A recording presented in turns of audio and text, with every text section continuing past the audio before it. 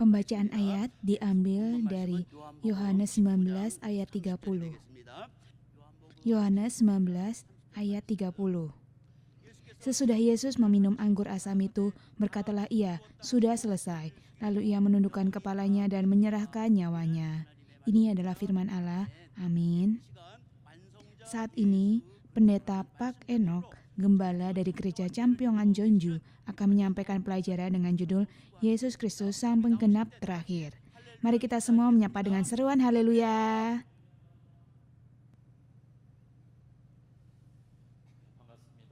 Senang bertemu dengan saudara semua. Saya, Pendeta Park Enoch, yang mendapat tugas untuk membawakan pelajaran sesi terakhir pada retret musim panas tahun 2026. Mungkin banyak dari saudara yang bertanya-tanya, siapa sebenarnya Pendeta Park Enoch ini? Nama Korea saya adalah Park Sang-won.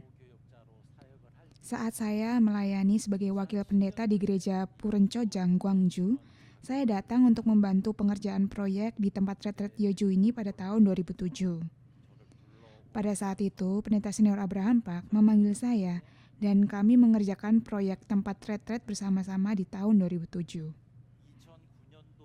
Lalu ketika saya diutus ke Atlanta pada tahun 2009, beliau memberikan nama saya Enoch. Saya ragu apakah nama yang diberikan ini harus saya gunakan atau tidak. Jadi begitu ceritanya. Maka waktu saudara memanggil saya, mohon panggil saya Pendeta Enoch ya. Oh, kok tidak dijawab ya? Saudara tahu tokoh Enoch itu seperti apa? Saya percaya jika saudara akrab dengan saya, kita akan sama-sama diubah. Dalam retret ini, saudara semua telah terima banyak kasih karunia kan? Saudara banyak terima kasih karunia, tapi saya belum menerima satu pun. Apa alasannya? Ya, benar sekali. Bagaimana saudara bisa tahu? Karena itulah saya paling iri pada Pendeta Han Seong. Betapa nyamannya beliau bisa menikmati kasih karunia setelah menyelesaikan pelajaran sesi pertama. Namun saya belum menerima kasih karunia sama sekali sampai hari ini. Sebagai gantinya, jika saudara semua menerima kasih karunia, saya percaya semua kasih karunia itu akan mengalir kepada saya juga. Ada pepatah lama yang mengatakan, lebih baik dipukul lebih dahulu. Awalnya saya tidak mengerti pepatah itu. Sama-sama dipukul, mengapa lebih baik dipukul duluan? Setelah saya pikir-pikir, jika 10 orang harus menerima 10 pukulan, orang pertama hanya perlu menerima 10 pukulan saja. Tetapi orang kedua, saat orang pertama dipukul 10 kali, ia secara psikologis ikut merasakannya. Dan ketika tiba gilirannya menerima 10 pukulan, berapa pukulan yang sebenarnya dia rasakan? Saudara tidak bisa menghitung ya? Dia merasakan 20 pukulan. Lalu bagaimana dengan orang yang ke-10 yang terakhir? Ya, benar sekali. Sekarang saudara sudah pintar menghitung. Jadi saya ini ibaratnya dipukul 100 kali. Jadi apakah saya bisa menerima kasih karunia dalam kondisi gugup menunggu giliran saya mengajar seperti ini? Tentu sulit kan? Namun saya percaya kasih karunia Tuhan akan dicurahkan dengan berlimpah kepada saudara semua. Sebelum memulai pelajaran, ada banyak yang sudah bekerja keras di belakang layar. Mari kita berikan penghargaan, tepuk tangan bagi mereka. Mari kita menyapa orang di sebelah kita dengan berkata, saudara adalah umat yang bertahan sampai akhir. Saya percaya bahwa saudara semua yang hadir di sesi terakhir ini yang bertahan hingga ibadah penutup, bahkan hingga selesai beres-beres lalu baru pulang, adalah umat kudus Allah. Permulaan itu penting, proses juga penting, namun yang lebih penting adalah penyelesaian akhirnya. Begitu juga dengan kehidupan. Tidak peduli bagaimana kita memulainya, yang terpenting adalah bagaimana kita mengakhirinya. Jadi kehidupan yang pada akhirnya masuk ke sorga saat meninggalkan dunia ini adalah kehidupan yang sukses. Sebaliknya meskipun sukses di dunia, tapi jika masuk neraka saat meninggalkan dunia ini, hidup itu hanya bisa dianggap sebagai kehidupan yang gagal. Oleh karena itu, melalui sesi hari ini dan retret ini, saya percaya Tuhan pasti akan mengingat saudara semua yang bertahan sampai akhir. Ada sebuah buku kesaksian dari seorang penatua bernama Kim Sang-ho, berjudul Sekalipun Anda Harus Menendang Kaleng dan Mengemis, Jangan Pernah Pergi ke Neraka. Itu kesaksian dari seorang penatua bernama Kim Sang-ho. Beliau bersaksi telah melihat surga dan neraka, dan bersaksi bahwa apapun harga yang harus dibayar, kita tidak boleh sampai masuk neraka. Di Alkitab ada tertulis firman tersebut kan? Jika kita melihat di kitab Injil Lukas, pasal 16 ayat 19 dan seterusnya, ada kisah yang sudah tentu sangat saudara kenal. Ini adalah kisah tentang seorang kaya dan Lazarus yang miskin. Orang kaya itu sangat bergelimang harta sehingga dia mengadakan perjamuan mewah setiap hari. Namun tepat di depan pintu gerbang rumah orang kaya itu ada pengemis bernama Lazarus dalam keadaan yang paling memprihatinkan. Ketika tiba waktunya, keduanya meninggal dunia. Orang kaya itu masuk neraka, sedangkan pengemis Lazarus dibawa ke pangkuan Abraham. Apakah saudara tahu, saudara, arti nama dari Lazarus? Itu adalah Allah menolong. Tidak masalah jika saudara baru bisa bergabung di pertengahan retret musim panas ini, atau baru pertama kali hadir di sesi terakhir hari ini. Yang terpenting, saya berdoa dan berkati dalam nama Tuhan Yesus, kiranya saudara semuanya percaya bahwa Tuhan akan menganugerahkan Firdaus kepada kita semua yang bertahan sampai akhir.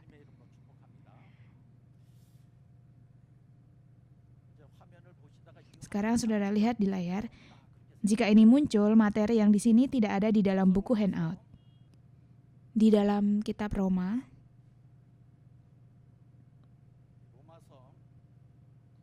9 ayat 27 tertulis, dan Yesaya berseru tentang Israel, sekalipun jumlah anak Israel seperti pasir di laut, namun hanya sisanya atau orang yang tersisa akan diselamatkan. Oleh karena itu, di hari ini saya doa dan berkati di dalam nama Tuhan Yesus, kiranya kita semua menjadi umat yang tersisa yang akan masuk ke dalam kerajaan Allah. Lalu siapakah orang yang tersisa itu? Itu pertanyaannya. Mereka adalah orang-orang yang senantiasa taat pada firman Tuhan sampai akhir. Alangkah baiknya jika bangsa Israel setelah masuk ke tanah Kanaan hidup taat sesuai dengan firman Tuhan. Namun karena mereka menyembah berhala dan berbuat dosa, mereka akhirnya dibawa ke pembuangan di Babel. Lalu saat pembuangan ke Babel terjadi, apakah mereka yang tertinggal di Israel adalah umat yang tersisa? Ataukah mereka yang dibawa sebagai tawanan ke Babel yang merupakan umat yang tersisa? Siapa yang tersisa? Ya benar, mereka yang dibawa sebagai tawanan itulah umat yang tersisa. Mengapa? Karena itu adalah kehendak Tuhan. Sebaliknya, ketika saatnya kembali dari pembuangan Babel, orang-orang yang tidak kembali dan tetap tinggal di Babel bukanlah umat yang tersisa. Mereka yang kembali ke Yerusalem lah yang merupakan umat yang tersisa. Jadi orang yang taat kepada firman Tuhan adalah umat yang tersisa. Jika baca di Yesaya 6 ayat 13, umat yang tersisa ini disebut sebagai tunggul. Saya berdoa dan berkati dalam nama Tuhan Yesus, kiranya kita semuanya menjadi umat yang tersisa di gereja kita dan di keluarga kita, serta terus berlari hingga akhir kehidupan untuk memuliakan Tuhan. Saat ini kita sedang membagikan firman berdasarkan pada Yohanes 19 ayat 30. Seperti kita ketahui, sejarah penebusan itu adalah seluruh sejarah di mana dunia ciptaan Tuhan jatuh karena ketidaktaatan Adam telah dipulihkan melalui penebusan Yesus Kristus, yaitu melalui kematiannya di kayu salib dan kebangkitannya, dan disempurnakan melalui kedatangannya kembali. Inilah sejarah penebusan.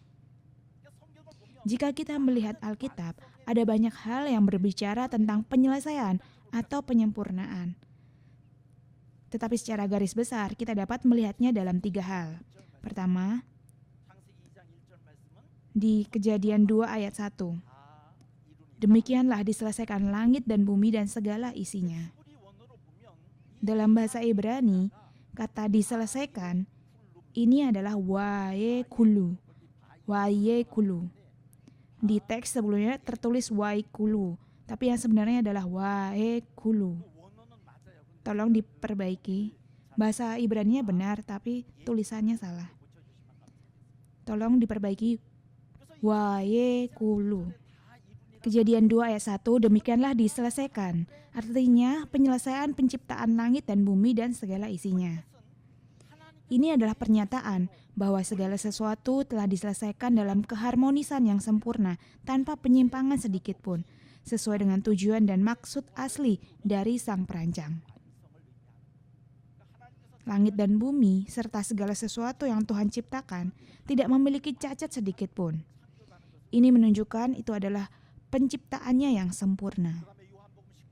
Selanjutnya yang kedua, Yohanes 19 ayat 30 sudah selesai. Ini adalah perkataan ke-6 yang Yesus ucapkan di atas kayu salib. Dalam bahasa Yunani, kata ini adalah tetelestai. Tetelestai. Ini adalah pernyataan bahwa Yesus membayar harga untuk dosa-dosa umat manusia sekali untuk selamanya di kayu salib. Dan bahwa dia menggenapi seluruh hukum Taurat dan nubuat para nabi serta penebusan di perjanjian lama.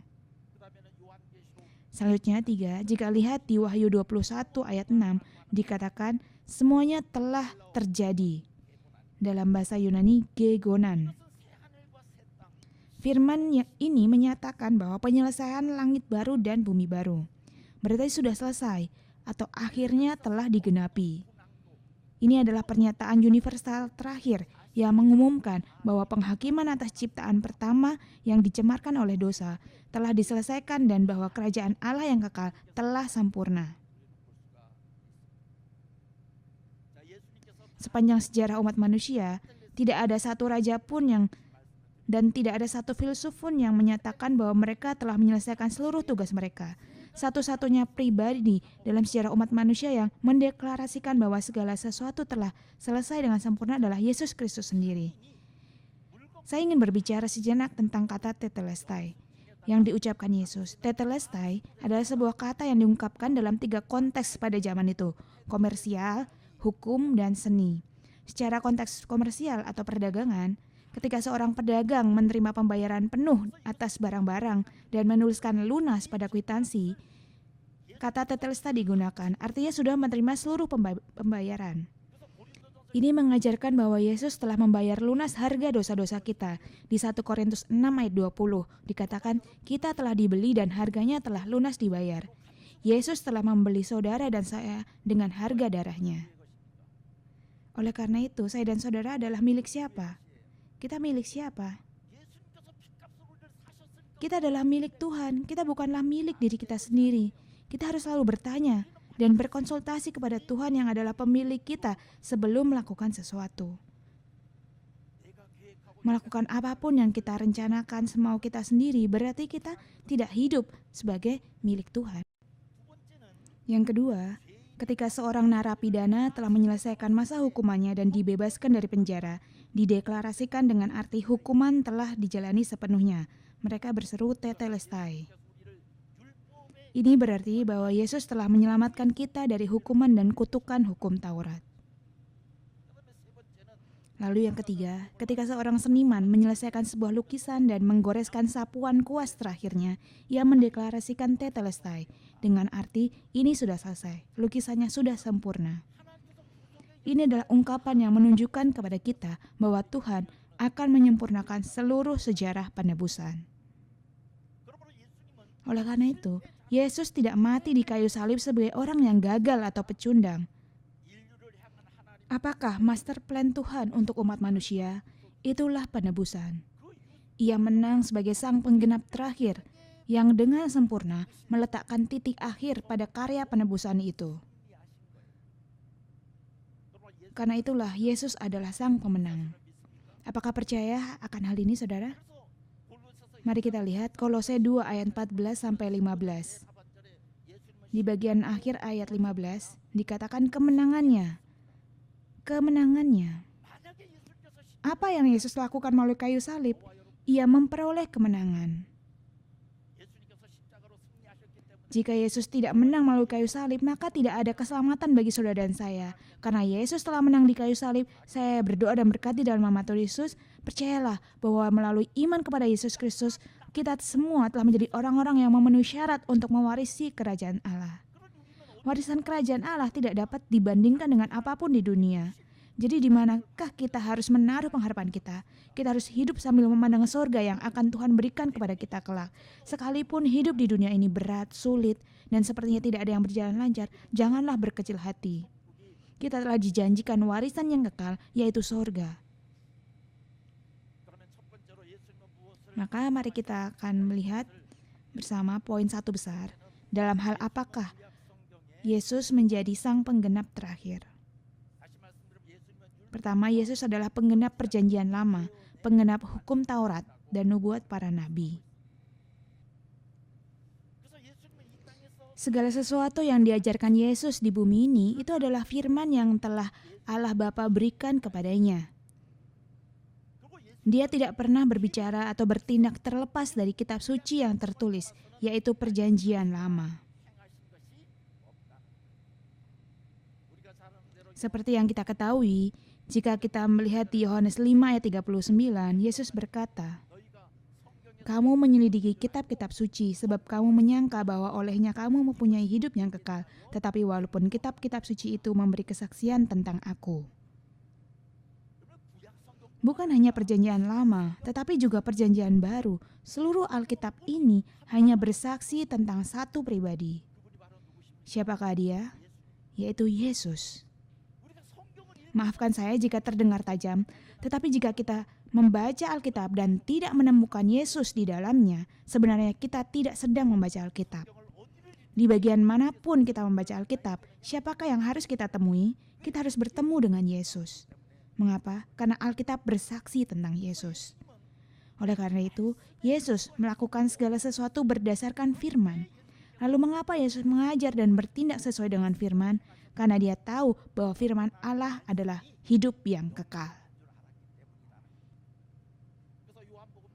Dalam Yohanes 12 ayat 49-50, Yesus menegaskan bahwa perintah Bapa adalah hidup yang kekal. Dan dia menyampaikan tepat seperti yang difirmankan Bapa. Jika kita juga percaya dan berpegang pada firman Allah adalah hidup yang kekal, saya berdoa dan berkati di dalam nama Tuhan agar kita pun menjadi orang-orang yang hidup sesuai dengan firman-Nya.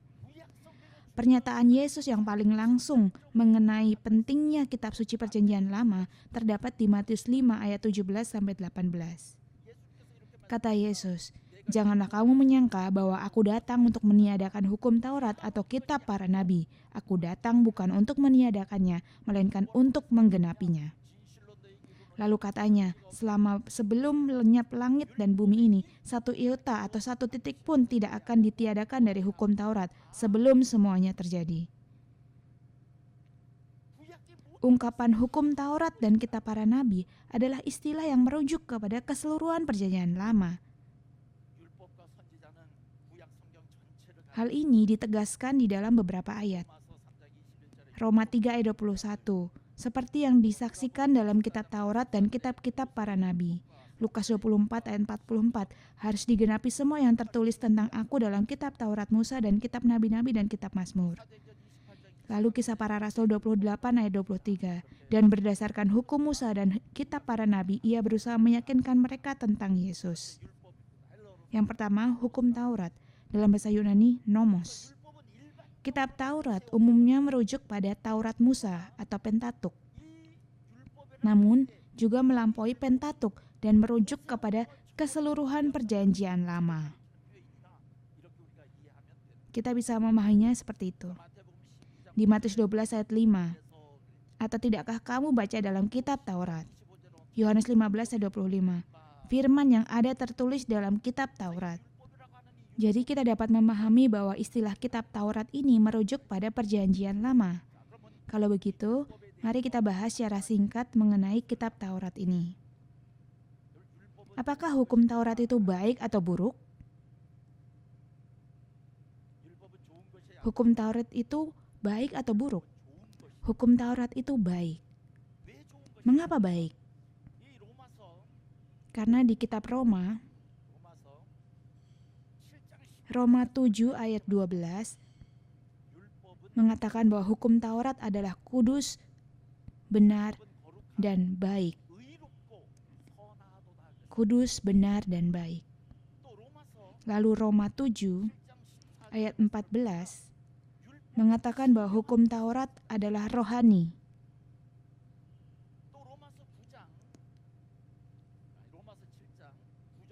Lalu di Roma 7 ayat 9, ayat 10.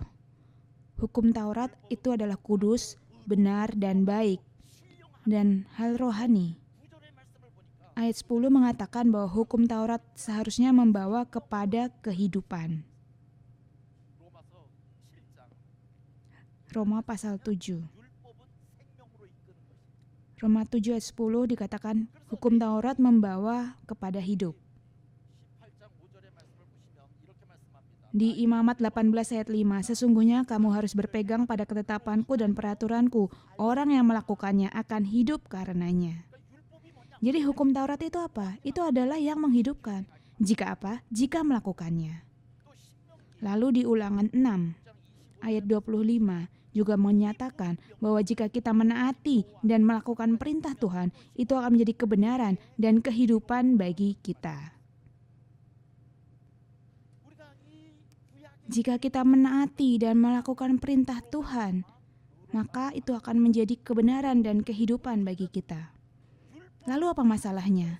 Masalahnya, menurut Roma 3 ayat 20 dan Galatia 2 ayat 16, tidak ada seorang pun yang dapat dibenarkan di hadapan Allah dengan melakukan seluruh hukum Taurat. Lalu mengapa? Mengapa tidak bisa melakukan seluruh hukum Taurat? Karena aturannya terlalu banyak. Maka di kitab Hosea 8 ayat 12, secara kiasan menyebutkan ada 10.000 hukum. Katakanlah dari puluhan ribu hukum itu berhasil menaati 9.999 hukum. Lalu melanggar hanya satu saja. Berhasil menaati 9.999 hukum, lalu melanggar hanya satu saja. Bukankah wajar jika dimaafkan, tetapi hukum Taurat tidak mengenal ampun? Menurut Yakobus, pasal 2 ayat 10, barang siapa menuruti seluruh hukum itu, tetapi mengabaikan satu bagian saja, ia bersalah terhadap semuanya. Itulah sebabnya tidak ada manusia yang bisa dibenarkan melalui usahanya sendiri menaati hukum Taurat. Lalu mengapa Tuhan berikan? 3 alasan mengapa Tuhan memberikan hukum Taurat. Pertama, untuk menunjukkan betapa jahatnya dosa. Untuk menunjukkan betapa jahatnya dosa. Di Roma 7 ayat 13. Supaya oleh perintah itu, dosa lebih nyata lagi keadaannya sebagai dosa. Tanpa hukum Taurat, dosa tidak terlihat sebagai dosa. Yang kedua, untuk menyadarkan akan dosa. Roma 3 ayat 20. Yang ketiga, untuk menuntun kepada Yesus. Untuk menuntun kepada Yesus. Diberikan hukum Taurat untuk menuntun kepada Yesus. Jika kita sungguh-sungguh memahami hukum Taurat, ketika Yesus datang ke dunia, kita akan dapat datang kepadanya. Ini tercatat di Galatia 3 ayat 24. Itulah sebabnya hukum Taurat disebut sebagai penuntun. Dikatakan hukum Taurat menuntun agar ketika Yesus datang ke dunia, kita akan dapat datang kepadanya. Yang pertama, Yesus menjadi akhir dari hukum Taurat dengan memenuhi tuntutan hukum Taurat. Seperti yang telah saya sampaikan tadi, tidak ada seorang pun yang dapat dibenarkan dengan menaati seluruh hukum Taurat. Oleh karena itu, melalui Yesus, Allah menyempurnakan hukum Taurat tersebut dan mengakhirinya. Jadi Yesus tidak meniadakannya karena menganggap hukum Taurat sudah tidak diperlukan, melainkan Dia menyempurnakannya dengan melakukan seluruh hukum Taurat tersebut. Oleh sebab itu, kita diselamatkan bukan karena kita menaati hukum Taurat, melainkan ketika kita percaya kepada Yesus yang telah menjadi penggenapan dari hukum Taurat, Allah akan mengakui kita seolah-olah kita telah menaati seluruh hukum Taurat tersebut. Apa aturan yang tegas dari hukum Taurat? Yaitu maut. Itulah sebabnya di Roma 6 ayat 23 disebutkan upah dosa adalah maut. Sepanjang sejarah umat manusia, tidak ada seorang pun yang mampu memenuhi tuntutan hukum Taurat tersebut. Mengapa? Karena orang berdosa tidak mungkin bisa menaati dan melakukan hukum Taurat tersebut. Alkitab menyatakan bahwa Yesus sama sekali tidak berdosa. Di 1 Yohanes 3 ayat 5 dikatakan bahwa di dalam Dia tidak ada dosa. Kemudian jika kita lihat di 2 Korintus 5 ayat 21, 2 Korintus 5 ayat 21 dikatakan bahwa Yesus tidak mengenal dosa. Lalu di 1 Petrus 2 ayat 22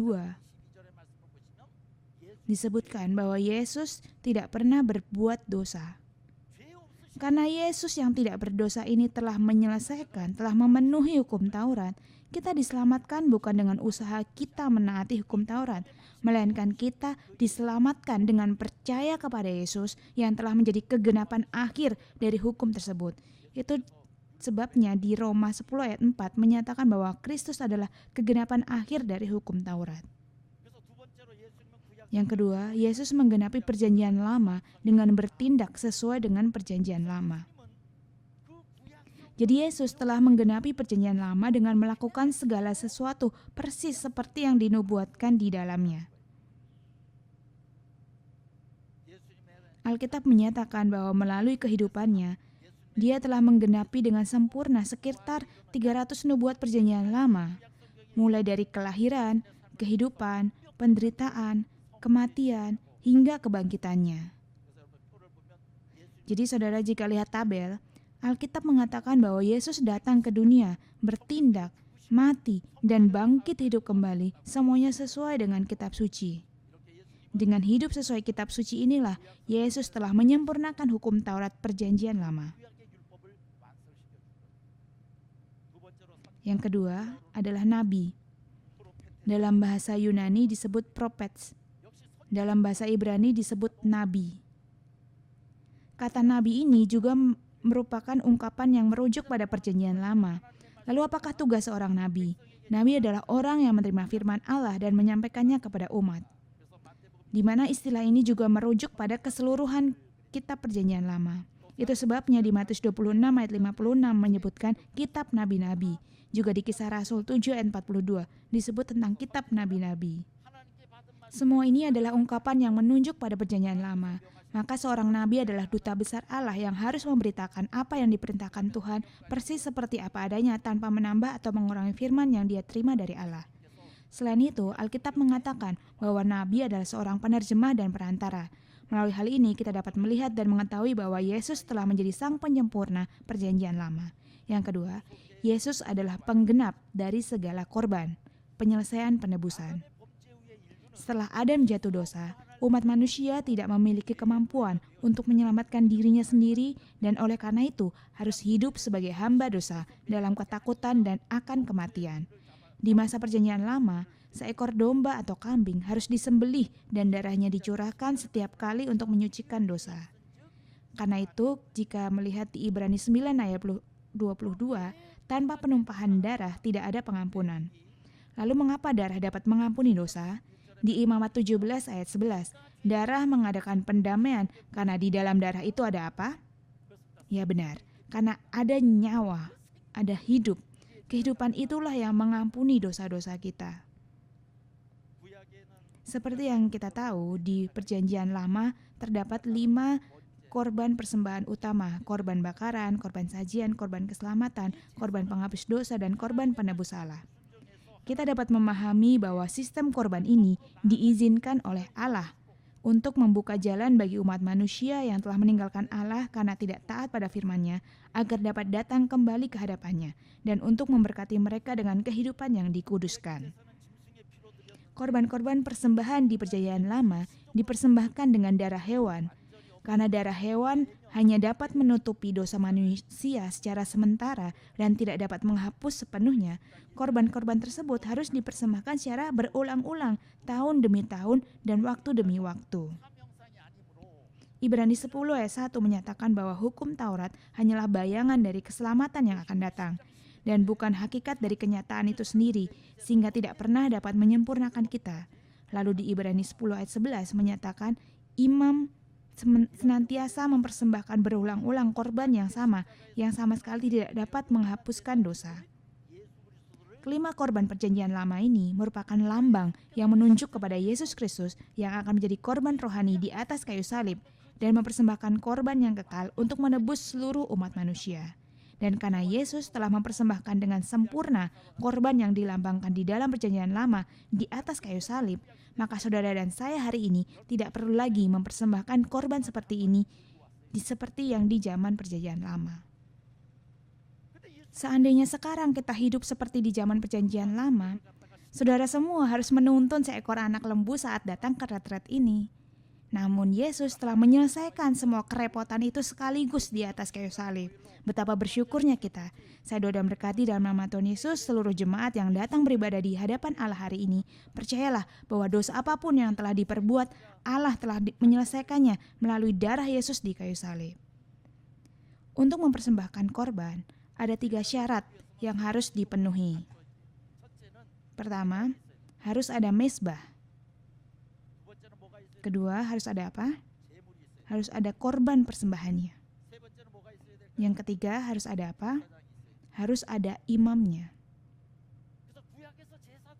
Jadi jika kita ingin mempersembahkan korban di perjanjian lama, harus ada mezbah, ada korban hewan, dan juga imamnya. Betapa rumitnya hal itu. Tetapi Yesus telah mempersembahkan korban perjanjian lama ini secara sempurna, sekali untuk selamanya di atas kayu salib. Dia menyelesaikan korban itu, menggantikan kita. Mezbahnya adalah kayu salib Yesus. Korban persembahannya itu adalah Yesus sendiri. Dan imamnya itu adalah Yesus sendiri.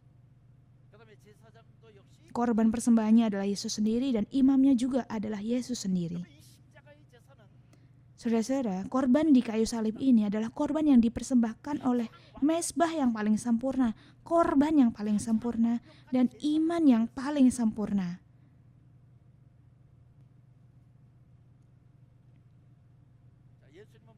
Yesus menggantikan korban perjanjian lama yang tidak sempurna dan harus diulang-ulang dengan menjadikan dirinya yang tak bercacat sebagai korban tebusan kekal di atas kayu salib.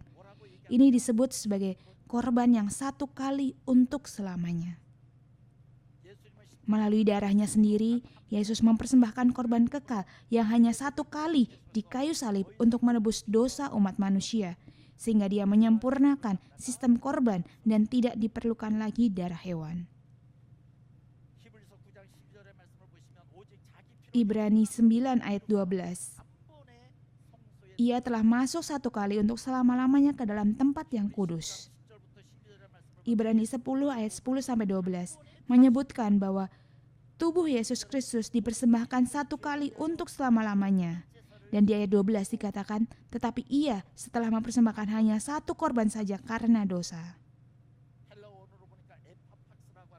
Satu kali untuk selama-lamanya dalam bahasa Yunani adalah epapax, sebuah gabungan dari awalan epi yang berarti atas dan hapax yang berarti sekali, yang menandakan sekali untuk selamanya secara kekal.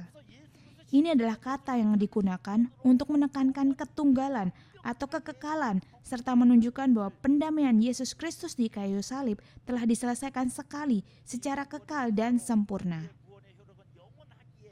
Karena keselamatan kita melalui satu pengorbanan ini berlaku kekal, maka tidak ada lagi pengorbanan lain yang dibutuhkan sekarang untuk dosa-dosa kita.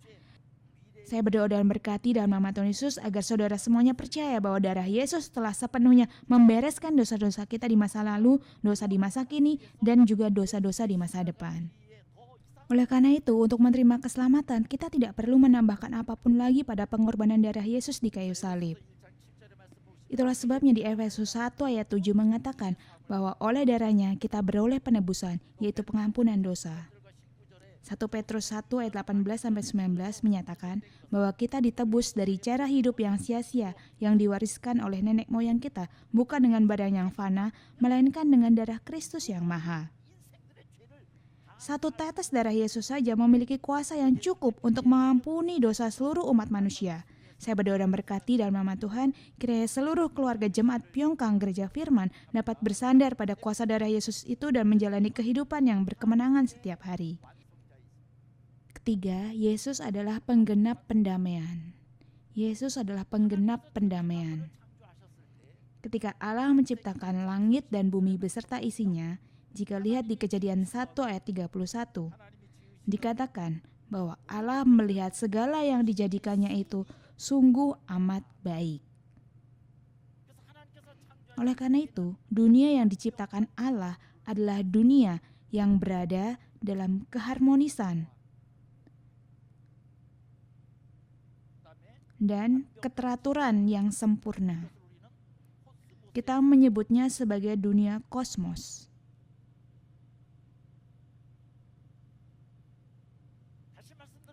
Dengan kata lain, dunia yang diciptakan Allah itu penuh dengan kedamaian. Manusia berdamai dengan Allah, manusia damai dengan alam semesta, manusia damai satu sama yang lain. Menjaga hubungan yang damai antar sesama manusia itu tidaklah mudah. Sebelum kejatuhan ke dalam dosa, manusia hidup berdamai dengan Allah, ciptaan lain dan sesamanya. Tetapi karena dosa Adam, dunia menjadi kacau dan tidak teratur. Ini disebut sebagai dunia chaos. Dunia chaos ini adalah dunia yang terputus, terpisah. Terputus dari apa? Terputus dari Allah, terputus dari alam semesta, dan terputus dari sesama manusia.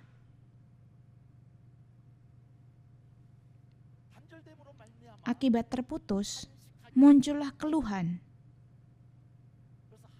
Keluhan penderitaan. Roh Kudus mengeluh dengan keluhan yang tidak terucapkan. Roma 8 ayat 26. Segala makhluk alam semesta mengeluh dan merasa sakit bersalin. Roma 8 ayat 22. Manusia pun turut mengeluh di dalam hatinya. Roma 8 ayat 23.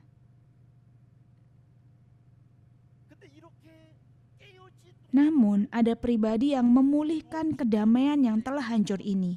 Siapakah dia? Dia adalah Yesus. Dengan mempersembahkan tubuhnya sendiri sebagai pendamaian di kayu salib, Yesus telah mencapai pendamaian dengan Allah, pendamaian dengan seluruh ciptaan, dan pendamaian di antara umat manusia. Itulah sebabnya di 1 Yohanes 2 ayat 2 mengatakan, Ia adalah pendamaian, korban pendamaian untuk segala dosa kita. Melalui darah kayu salib, segala sesuatu dipulihkan sehingga dapat diperdamaikan. Kolose 1 ayat 20.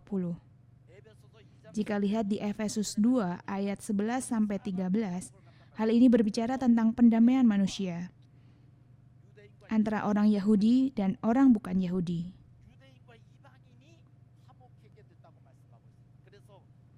Efesus 2 ayat 13 mengatakan, tetapi sekarang di dalam Kristus Yesus, kamu yang dahulu jauh sudah menjadi dekat oleh darah Kristus. Oleh karena itu, saya dan saudara haruslah menjalani kehidupan yang berdamai. Ibrani 12 ayat 14 mengatakan, berusahalah hidup damai dengan semua orang dan kejarlah kekudusan, sebab tanpa kekudusan tidak seorang pun akan melihat Tuhan. Apakah saudara sedang hidup berdamai?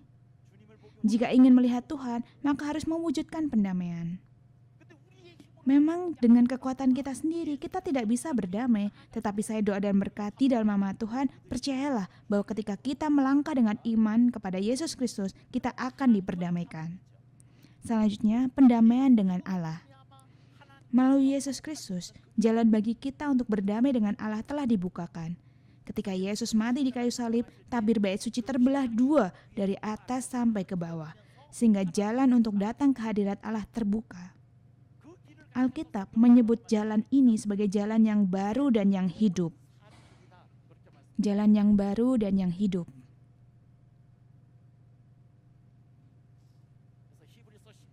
Ibrani 10 ayat 19-20.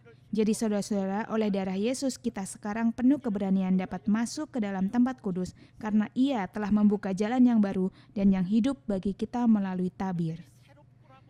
Saat saya mempersiapkan khotbah ini, saya menyadari betapa pentingnya kata baru di sini. Dalam bahasa Yunani, kata baru ini adalah prospatos, yang maknanya itu sangat dalam. Jalan yang baru saja dibuka secara langsung melalui penumpahan darah Yesus. Namun yang terpenting adalah ini merupakan jalan yang mana jiwa menjadi segar dan masa berlakunya tidak pernah memudar. Padahal sudah sekitar 2000 tahun berlalu sejak Yesus mati. Namun jalan ini bukanlah jalan yang memiliki masa berlaku atau tanggal kadaluarsa. Ini adalah jalan baru yang selalu terbuka. Lalu ada makna apa lagi?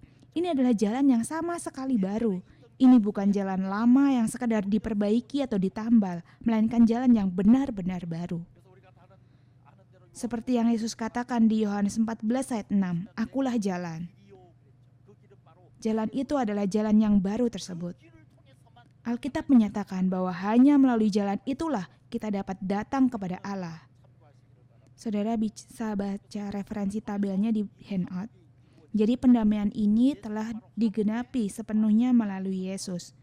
Alkitab menegaskan bahwa Yesus adalah sang penggenap terakhir, penyempurna pendamaian. Keempat, Yesus adalah penggenap iman. Yesus adalah penggenap iman. Alkitab menyatakan bahwa Yesus adalah yang mengawali dan yang menyempurnakan iman kita. Ibrani 12 ayat 2 mengatakan, "Marilah kita melakukannya dengan mata yang tertuju kepada Yesus, yang memimpin kita dalam iman dan yang membawa iman kita itu kepada kesempurnaan." Dalam frasa yang memimpin kita dalam iman, kata yang diterjemahkan sebagai yang memimpin adalah kata Yunani archegon. Kata ini berasal dari akar kata archegos, gabungan dari kata arche yang berarti permulaan atau asal, dan archo yang berarti memimpin. Ini merujuk kepada dia yang memulainya atau sang pelopor. Kata yang membawa kepada kesempurnaan adalah teleioten dalam bahasa Yunani yang berasal dari akar kata teleotes yang berarti penyempurna.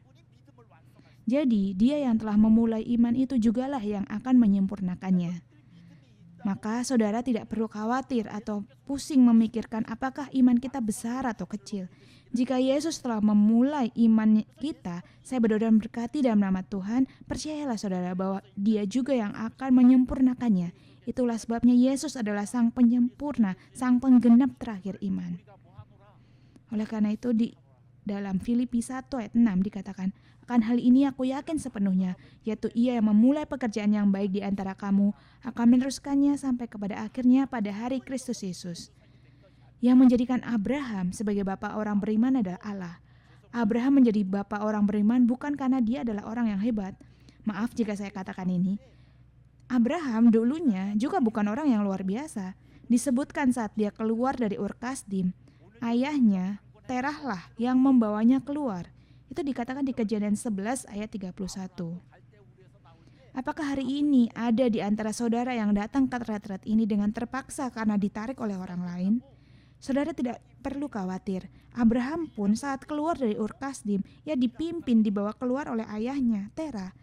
Seperti yang kita tahu, demi menyelamatkan nyawanya sendiri, dia bahkan tidak berani mengakui istrinya sebagai istri, melainkan menyebutnya sebagai saudara perempuan kan?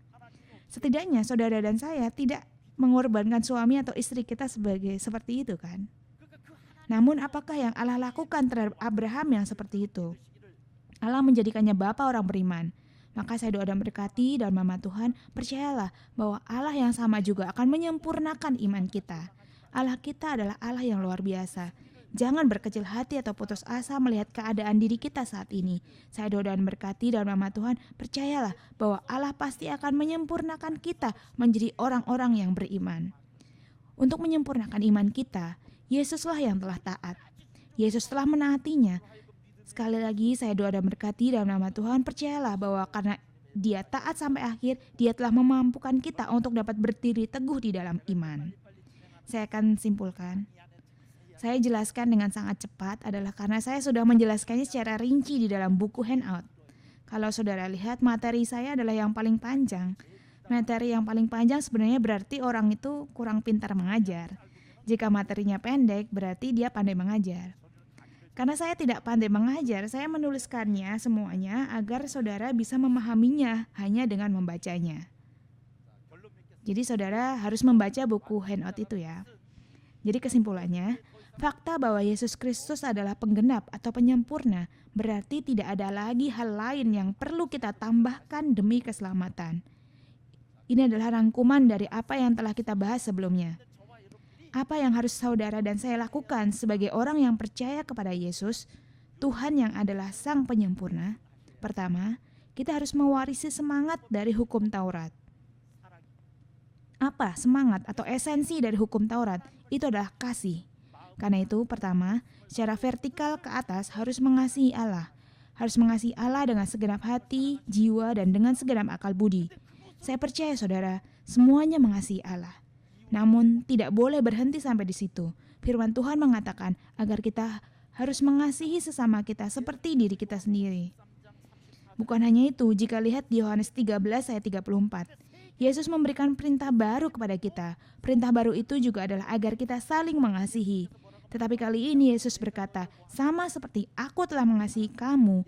Bagaimana Yesus mengasihi saudara dan saya? Dia mengasihi kita dengan menyerahkan nyawanya, kan?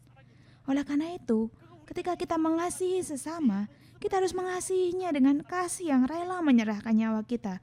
Itulah semangat atau esensi dari hukum Taurat. Itulah sebabnya di Yohanes 15 ayat 13 mengatakan, tidak ada kasih yang lebih besar daripada kasih seorang yang memberikan nyawanya untuk sahabat-sahabatnya. Setelah pulang dari retret ini dan kembali ke kehidupan sehari-hari, saya mohon kiranya kita semuanya menjadi orang-orang yang mengasihi sesama kita, sama seperti Yesus telah mengasihi kita. Kedua, kita harus menikmati kepastian dan sukacita keselamatan. Jika kita sudah diselamatkan tetapi tidak bisa menikmati sukacita keselamatan itu, maka ada yang salah. Orang yang percaya tidak boleh lagi hidup tertekan oleh rasa bersalah, melainkan harus melangkah dengan iman sambil menikmati sukacita keselamatan dan kemerdekaan yang dianugerahkan melalui Yesus Kristus. Ketika kita pulang ke rumah setelah menyelesaikan retret ini, mungkin ada tantangan besar yang sudah menanti saudara. Iblis akan membuka mulutnya lebar-lebar dan berkata, kamu baru saja menerima banyak kasih karunia kan? Aku akan merebut semuanya. Jangan biarkan kasih karunia itu direbut saudara. Tegaskan, saya adalah umat Allah yang telah diselamatkan. Ujian apapun yang datang, keselamatan yang telah saya terima ini tidak akan pernah bisa direbut. Saat kita memiliki kepastian itu, pasti akan ada sukacita. Itulah sebabnya di Alkitab dikatakan di Filipi 4 ayat 4, bersukacitalah senantiasa dalam Tuhan. Sekali lagi kukatakan bersukacitalah. Rasul Paulus mengatakan hal ini saat ia sedang berada di dalam penjara. Meskipun di penjara, karena dia diselamatkan oleh Yesus, dia bersukacita. Ia mendorong kita semuanya untuk turut menikmati sukacita tersebut. Yang ketiga, terakhir, kita harus menikmati hak istimewa persekutuan yang akrab, yaitu doa dengan Allah setiap hari. Hak istimewa diberikan untuk dinikmati. Jika diberikan tetapi tidak dinikmati, maka hak istimewa itu tidak ada artinya. Lalu bagaimana kita bisa menikmati persekutuan yang intim dengan Tuhan, yaitu melalui doa? Apa saja keistimewaan dari doa? Siapapun bisa melakukannya. Doa itu ibarat bernafas. Apakah ada di antara saudara yang mengatakan, saya bisa bernafas karena saya mengambil kursus pernafasan? Tidak ada kan? Begitu pula dengan doa. Jangan katakan saya tidak bisa berdoa. Doa adalah sesuatu yang bisa dilakukan siapa saja. Lalu bisa dilakukan kapan saja dan di mana saja. Dan apalagi yang penting, itu tidak dipungut biaya, itu gratis. Tidak ada yang akan menagih uang kepada saudara saat berdoa. Dan betapa berkuasanya doa. Saudara semuanya banyak berinvestasi kan? Ingatlah bahwa keuntungan dari investasi doa ini sangatlah luar biasa. Sesuatu yang memberikan keuntungan tertinggi bukanlah saham, melainkan doa. Saya berdoa dan berkati dalam nama Tuhan, nikmatilah hak istimewa doa ini. Itulah sebabnya Efesus 6 ayat 18, berdoalah setiap waktu di dalam roh. 1 Tesalonika 5 ayat 17 berkata, tetaplah berdoa. Saya dan saudara adalah orang-orang yang percaya kepada Yesus Kristus Sang Penyempurna, Sang Penggenap terakhir. Kita percaya kepada Yesus Kristus Sang Pemenang. Oleh karena itu, saya memberkati dalam nama Tuhan, percayalah bahwa karena kita bersatu dengan Yesus yang adalah Sang Penyempurna dan Pemenang itu, kita pun pasti akan menjadi pemenang. Juru selamat kita, Yesus, adalah Sang Penyempurna. Sekali lagi saya doa dan berkati dalam nama Tuhan Yesus, seluruh keluarga jemaat Piyongkong dan keluarga Firman, kiranya saudara sekalian berjalan bersama Yesus, sang penggenap terakhir itu. Mari kita berdoa. Allah Bapa yang hidup, kami sungguh-sungguh mengucap syukur atas kasih karunia dan kasih-Mu. Engkau telah mengizinkan terselenggaranya retret musim panas 2026 ini, dan umat-Mu yang dipanggil dari dekat dan jauh telah naik ke taman Tuhan ini dengan iman. Apapun kerinduan hati dan pokok doa yang mereka bawa, kiranya Tuhan menyelesaikan semuanya, sehingga mereka dapat pulang dari tempat ini dengan hati yang bersukacita. Curahkanlah berkat agar mereka menjalani kehidupan yang penuh kuasa, yang mengubahkan dunia, layaknya umat yang telah menerima firman. Ada banyak orang yang bekerja keras bagi retret ini, karena Engkau telah berjanji akan membalas sesuai dengan apa yang ditabur. Ingatlah setiap jerih payah mereka satu persatu. Bukalah tingkap-tingkap langit dan berkatilah mereka dengan berlimpah-limpah. Di dalam nama Yesus Kristus, Sang Penggenap terakhir hukum Taurat, Sang Penyempurna korban persembahan, Sang Penyempurna pendamaian, dan Sang Penyempurna iman, kami mengucap syukur dan berdoa. Amin.